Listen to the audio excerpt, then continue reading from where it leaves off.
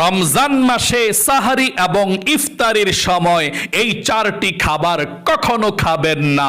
নবীজি এই চারটি খাবারকে অপছন্দ করতেন এবং এই চারটি খাবার যদি সাহারি এবং ইফতারির সময় খান, আল্লাহর রহমতের ফেরেশতা কষ্ট পেয়ে আপনার থেকে দূর হয়ে যায়। আপনি কষ্ট করে রোজা রাখবেন, সাহারি খান, ইফতার খান, কিন্তু যদি আল্লাহর রহমতের ফেরেশতা দূর হয়ে যায়, আল্লাহর কাছে আপনার রোজা এবং ইবাদতগুলো কে পৌঁছাবে? এই জন্যে আপনাদেরকে বলবো, যেহেতু নবীজি এই চারটি খাবারকে অপছন্দ করতেন, আপনিও এই রমজান মাসে সাহরি এবং ইফতারির সময় এই চারটি খাবার খাবেন না।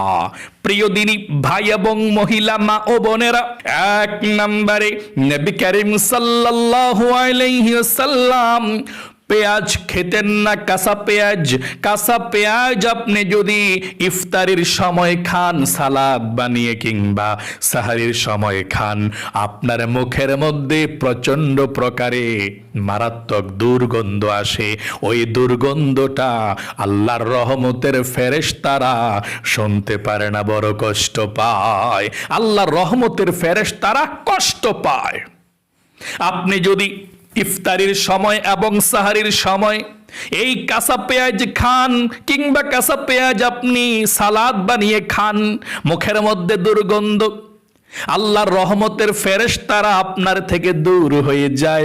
আল্লাহর নবীজি অপছন্দ করতেন। নবীজি একজন সাহাবীর বাড়িতে দাওয়াত খেতে গেলেন, আল্লাহর নবীজিকে সালাদ বানিয়ে দিলেন কাঁচা পেঁয়াজ দিয়ে। নবী করিম সাল্লাল্লাহু আলাইহি ওয়াসাল্লাম বললেন, ও আমার সাহাবাই কেরাম, আমার সামনে যে কাঁচা পেঁয়াজগুলো রেখেছ, এগুলো নিয়ে যাও, এগুলো আমি খাই না, আমি অপছন্দ করি। কারণ কাঁচা পেঁয়াজ খেলে আমার কাছে আল্লাহর রহমতের ফেরেশতা জিবরাইল আসবে, ওই আল্লাহর রহমতের ফেরেশতা কষ্ট পায়। আমার থেকে কাঁচা পেঁয়াজগুলো দূর করে নাও, আমি কাঁচা পেঁয়াজের সালাদ খাবো না। আল্লাহর নবীজি দূর করে দিলেন, খেলেন না। এবং নবীজি বলেছেন, তোমরা কাঁচা পেঁয়াজ খেয়ে নামাজ পড়তে যখন দাঁড়াইবা, আল্লাহ রাব্বুল আলামিনের রহমতের ফেরেশতা দূর হয়ে যায়, কষ্ট পায়। কাঁচা পেঁয়াজ আপনি খাবেন না।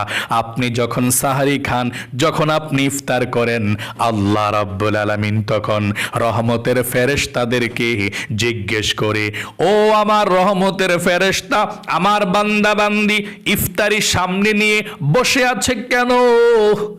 রহমতের ফেরেশতারা বলে, আল্লাহ সারাদিন রোজা রেখেছে, আপনার ভয়ে এখনো পর্যন্ত খায় না, রোজা আছে। আল্লাহ বলেন, তাদের সামনে সুস্বাদু খাবারগুলো আছে, কেন খায় না? পেটের মধ্যে ক্ষুধা আছে। আল্লাহর রহমতের ফেরেশতা বলে, আল্লাহ আপনার ভয়ে খায় না। আল্লাহ বলেন, তারা কি আমাকে দেখেছে? না, আল্লাহ দেখে নাই। জান্নাত দেখেছে? না, আল্লাহ দেখে নাই। তারা কিসের থেকে বাঁচতে চায়? জাহান্নাম থেকে বাঁচতে চায়। কিসের আশা করে?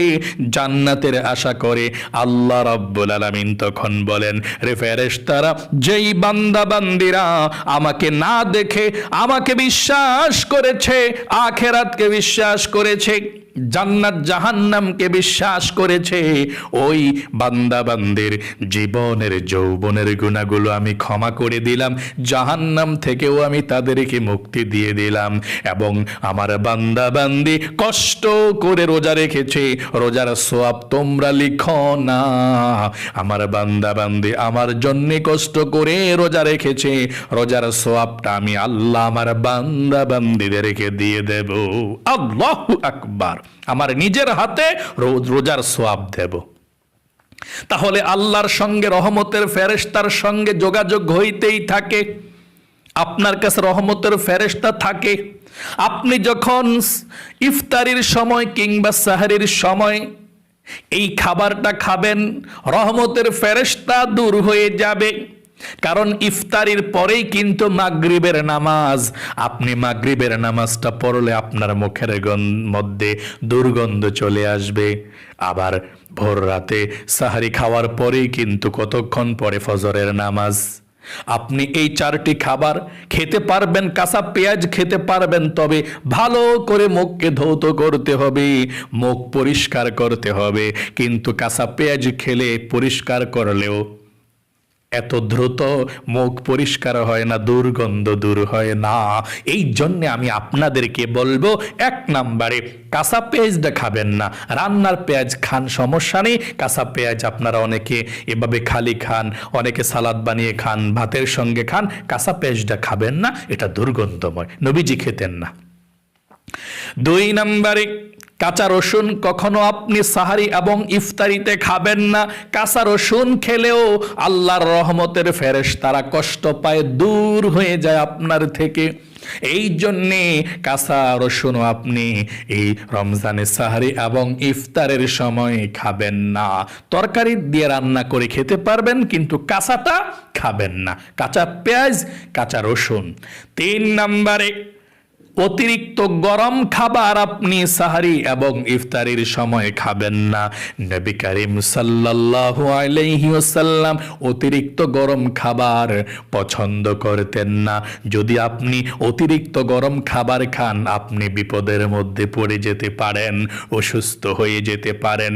নবীজির প্রত্যেকটা সুন্নত হচ্ছে বিজ্ঞানসম্মত, প্রত্যেকটা সুন্নত মানলে আপনি সুস্থতার জীবন পাবেন।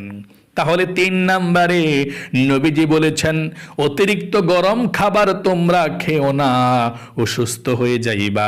নরমাল হয়ে যখন হবে খাবারটা, তখন সেই খাবারটা খাবেন।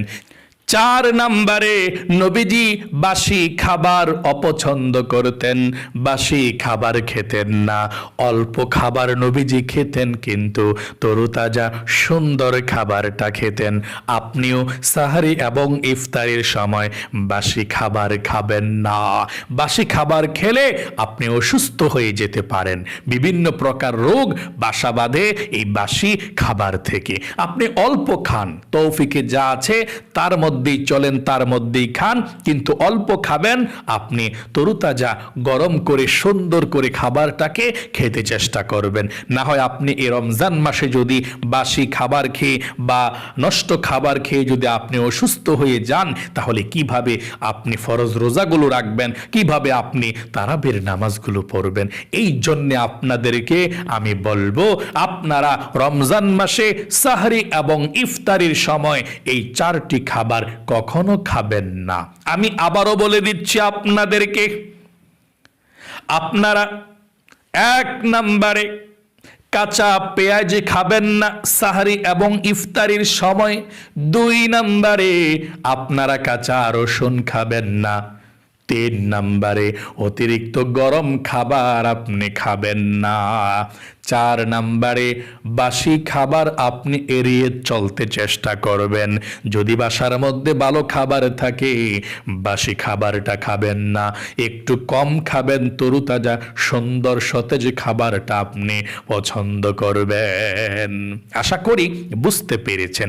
এখন আমি আপনাদেরকে বলে দেব, আপনারা যখন ইফতারি করবেন, ইফতারির দোয়াটা কিভাবে পড়বেন, এবং যখন রোজা রাখবেন ভোর রাতে সেহরি খেয়ে রোজার নিয়তটা কিভাবে করবেন। শুনুন, আপনি এভাবে নিয়ত করেন কিনা, দেখেন আপনার সঙ্গে মিলে কিনা নিয়তরা। আপনি যখন ইফতারি করবেন, ইফতারিটা সামনে নিয়ে কতক্ষণ বসে থাকবেন, কতক্ষণ দোয়া করবেন আল্লাহর কাছে। ইফতারি সামনে নিয়ে দোয়া করলে সেই দোয়া কবুল হয়। আল্লাহ ফেরেশতাদের সঙ্গে গর্ব করে বলে, দেখছো আমার বান্দা বান্দি বসে আছে। আল্লাহু আকবার। এই জন্যে ইফতারি সামনে নিয়ে মাগরিবের নামাজের আগে বসে থাকবেন, তারপর আল্লাহর কাছে আপনি দোয়া করবেন।